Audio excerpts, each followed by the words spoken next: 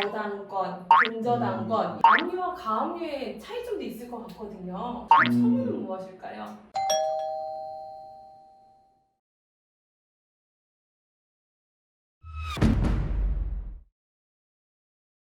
안녕하십니까.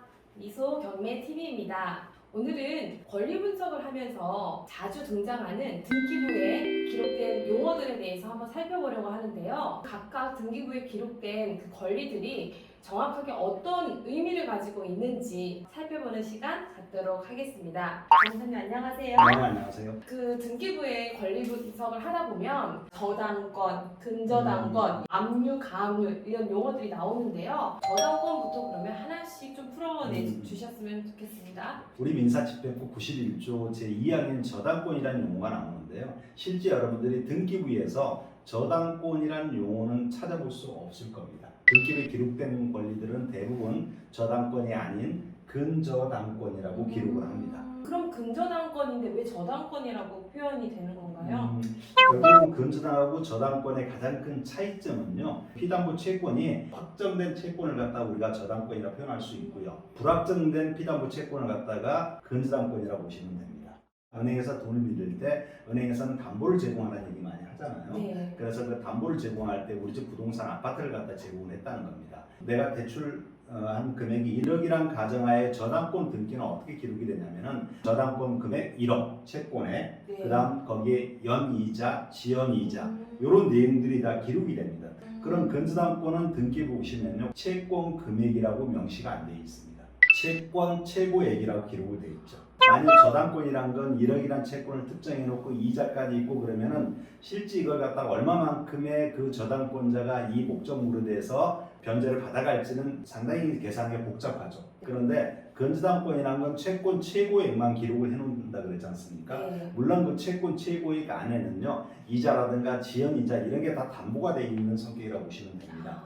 다른 제3자가 후수이자 보더라도 저당권자는 채권 최고의 금액만큼만 이 부동산에서 받아가겠구나, 변제받겠구나 이렇게 판단하기 때문에 아주 간결하죠.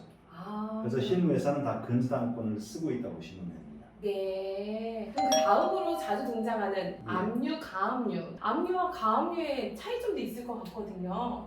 우리 경매 권리 분석할 때 압류 등기, 가압류 등기 많이 보실 겁니다. 압류란 거는요. 국가기관이나 공공기관만 할 수가 있는 것들입니다. 어떤 세무서나 시군구, 건강보험공단 이런 공공기관들이 압류란 용어를 써서 하는 거고요. 가압류란 거는 압류되기 전 단계를 말하는 거거든요. 채권자가 확정을 받지 못한 상태에서 채무자가 갖고 있는 재산을 처분해버리면요. 취급할 재산이 없어져 버리기 때문에 미리 채무자가 갖고 있는 재산을 처분하지 못하게끔 만드는 행위가 가압류의 대표적인 권리라고 보시면 될 것 같아요. 그러니까 예를 들면 뭐 세금을 체납을 했거나 네. 그럴 때는 직접적으로 압류를 할 수가 있는데 네. 우리 일반인 같은 경우에는 그냥 직접적으로 압류를 하지는 못하나 가압류를 통해서 그거를 처분하지 못하게끔 뭔가 위협을 하는 행위다.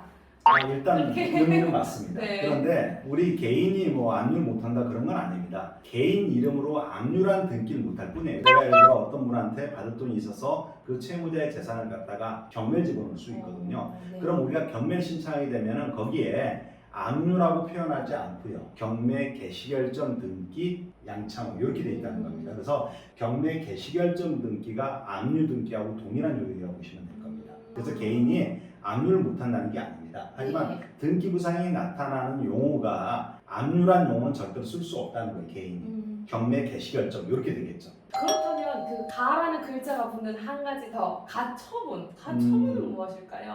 또 방금 얘기한 가압류하고 가처분은 똑같은 성격을 갖고 있습니다. 다만 채권자가 채무자한테 갖고 있는 권리가 금전 채권인 경우에는 가압류란 보존 처분을 하는 거고요. 만약 채권자 갖고 있는 권리가 비금전 채권을 갖고 있다면 가처분을 하셔야 되는 겁니다. 그럼 비금전 채권이라는 게 어떤 것들이 있을까요? 예를 들면 만약 A하고 B하고 둘이 어떤 부동산에 관련돼서 매매 계약을 체결을 했습니다. 2억의 매매가를 체결하고 했다고 보자고요. 계약금하고 중도금 다 지급한 상태인데 그 2억짜리 아파트가 4억이 되었다는 거죠. 그럼 매도인 입장에서는 이제 어떻게 씁니까? 하기 싫죠. 하기 싫죠. 네. 그렇다고 해서 매매계약 자체를 갖다 해지할 수가 없습니다. 왜? 이미 중도금을 지급했기 때문에 계약을 이행했다고 보는 거거든요. 그래서 매수인 입장에서는 이제 잔금 들고 매도인한테 찾아가서 야, 돈 받고 등기 넘겨줘라 이렇게 되는데 결국은 매도인은 돈을 거절하겠죠. 등기를 안 넘겨주겠다는 얘기잖아요. 이미 잔금까지 다 줬는데 매도인이 지금 등기를 안 넘겨주고 있다. 매수인이 소유권을 갖다가 등기를 가져오는 방법은 한 가지밖에 없습니다. 법원을 통해서 소송을 제기하는 것밖에 없죠. 그 소송을 제기하는 상태에서 나중에 매도인이 집을 팔아볼 수도 있잖아요. 네. 그런 제3자한테 처분을 막을 필요성이 있다는 겁니다. 그럴 때는 그럼 가압류를 해야 될까요? 가처분을 해야 될까요? 처분을 해야 되는군요. 그렇죠. 돈이 아니고 그 집을 달라는 거잖아요. 비금전 채권을 갖고 있기 때문에 그럴 때는 가처분을 하셔야 된다는 거죠. 제3자에게 집이 넘어가면 이 매수인은 어떠한 권리도 행사할 수가 없기 때문에 그렇죠. 그 소송하는 그 기간 동안에 처분하지 못하도록 맞습니다. 네, 가처분을 신청을 하는 거죠. 저 어떻게 모범생인가요? 잘하시네. 저보다 설명이 나은 것 같아요. 이거 특급 칭찬이야.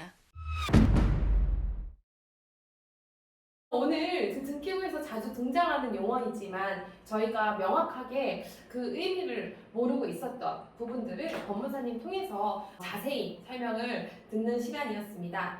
도움이 되셨다면 구독, 좋아요, 알람 설정 부탁드리도록 하겠습니다. 여기서 마치도록 하겠습니다. 감사합니다.